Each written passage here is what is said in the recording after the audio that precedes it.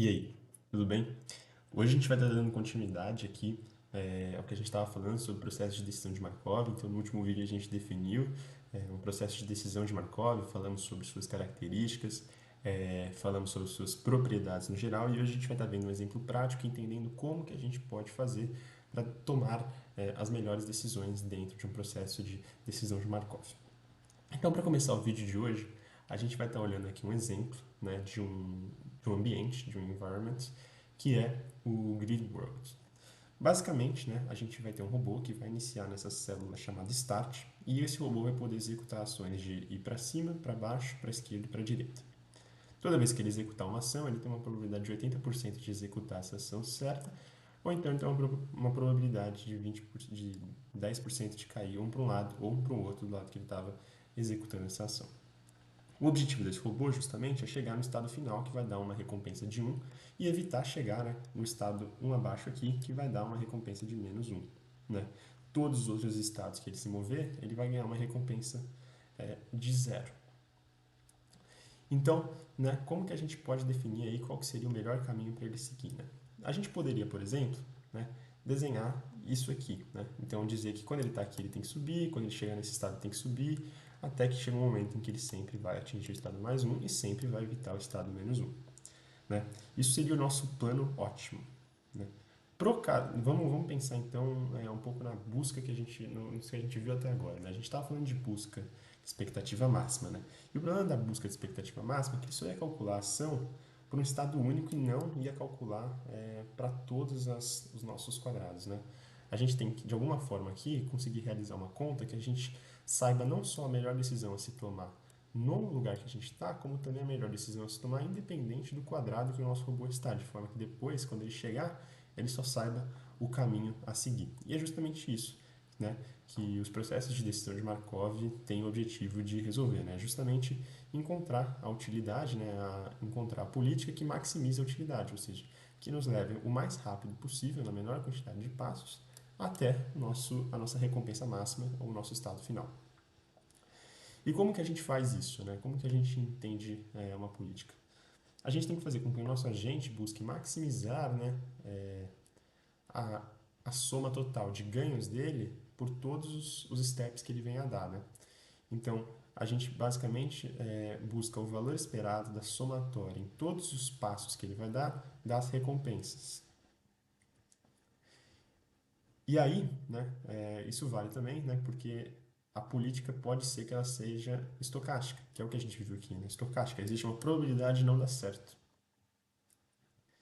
E aí a gente tem que calcular isso, ponderar isso de alguma forma também. Então, inicialmente, a melhor política é aquela que maximiza a soma das recompensas ao longo de todo o trajeto de um robô. Agora, como que a gente, né, considera isso? Né? A gente tem que primeiro fazer aqui assumir algumas coisas. A gente quer que o nosso robô, de alguma forma, alcance o mais rápido possível. Então, a gente tem que colocar um desconto nos nossos ganhos futuros. Por quê? Porque se a gente vamos supor que o nosso robô ele vai aprender que uma política boa é uma política que maximiza ganhos. Só que você tem uma política que maximiza ganhos em 10 passos e uma política que maximiza pela mesma quantidade de ganhos em 5 passos. É muito mais interessante que o nosso robô ganhe rápido e ganhe bastante, né? Então a gente tem que considerar de alguma forma aqui uma preferência por ganhos mais cedo do que ganhos mais tarde. Porque a gente não sabe quantos passos o nosso agente ainda pode dar, a gente prefere, né, um feedback mais rápido, e aí quanto mais longe a gente vai, né, se a gente toma mais passos, mais incerteza a gente vai ter. Então, o que a gente vai fazer é aplicar um fator de desconto. Né?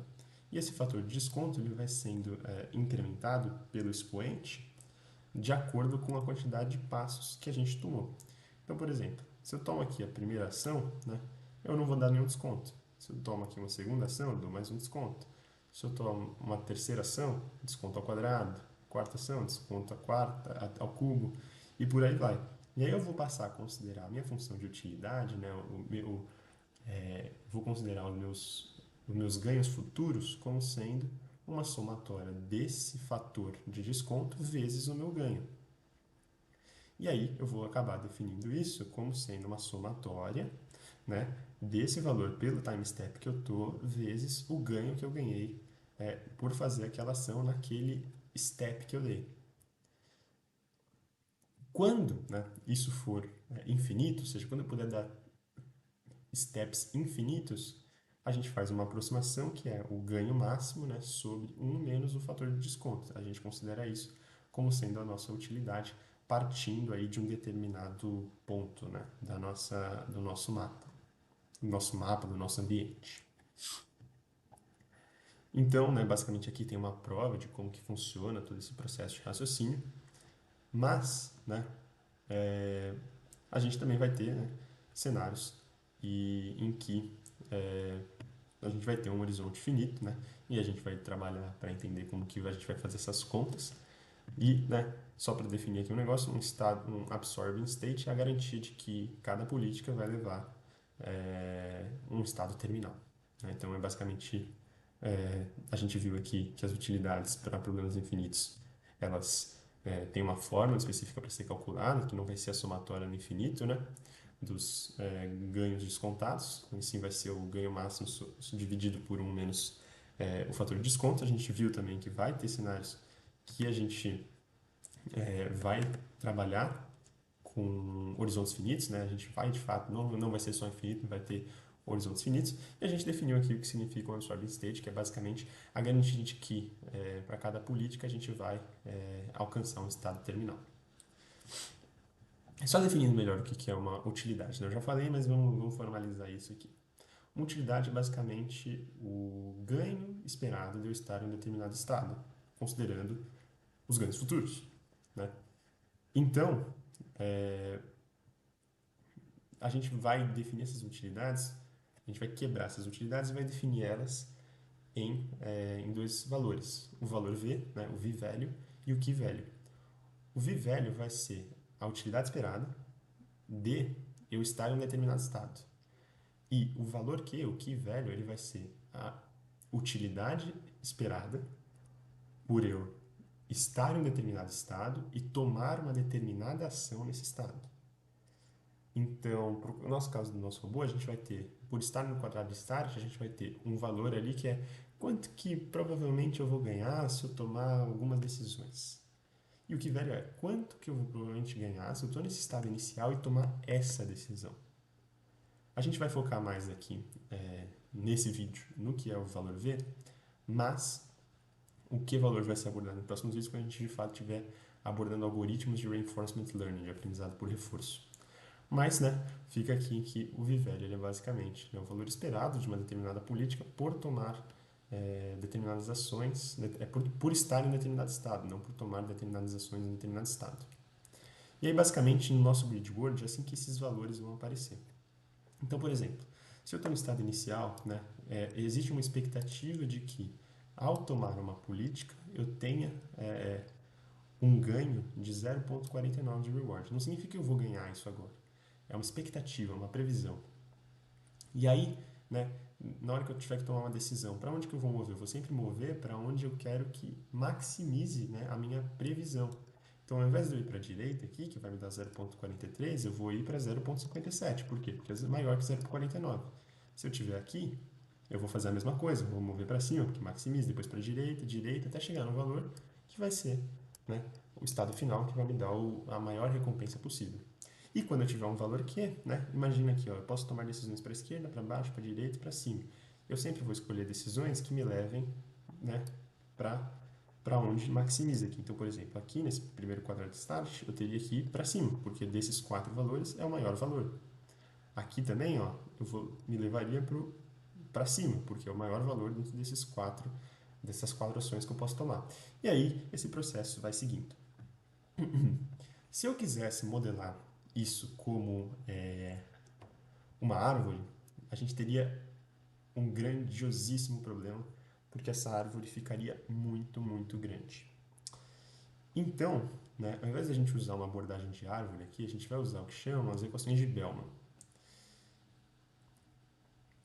E as equações de Bellman, elas basicamente o que elas são responsáveis por fazer é, elas calculam, né, a utilidade considerando nossos ganhos futuros para cada estado, em cada par de ação-estado, né? Seguindo aí uma determinada política. Então, eu decido seguir um determinado caminho e eu vou calculando quais são os valores de utilidades esperadas baseado nesse caminho que eu estou fazendo. Então, ele segue a ideia do seguinte, ó, vamos pegar, vamos tomar a ação primeiro, né? Vamos tomar uma ação certa primeiro e depois a gente vai seguindo de forma ótima, da forma que a gente acha, né, de acordo com nossos V-valores ou Q-valores. Então, a gente basicamente dá um step para frente, né? A gente olha o nosso estado seguinte e olha como que isso vai estar no futuro. E aí a gente calcula meio que nossos ganhos a partir disso. É basicamente uma simplificação dessa fórmula gigantesca dos ganhos que a gente tem, né? Mas basicamente a gente vai estar fragmentando isso melhor, né? E deixando isso, acho que de alguma forma, um pouco mais legível, na minha opinião. Porque a gente só vai estar olhando um passo à frente, enfim. Então vamos lá. A equação de Bellman, né, inicialmente ela é feita para o valor Q, né, que é estando em um determinado estado e tomando uma determinada ação e depois agindo de forma ótima em diante, né, e ela é definida pelo seguinte, né, o valor Q, ou seja, o valor de estado, o valor, né, de ganho previsto por estar em um determinado estado, tomar uma determinada ação, vai ser o quê? Vai ser a somatória, né, de todos os estados futuros que a gente pode estar, considerando a probabilidade de estar nesse estado futuro, vezes o ganho que a gente vai na mudança, mais a expectativa descontada do valor futuro de expectativa de ganho.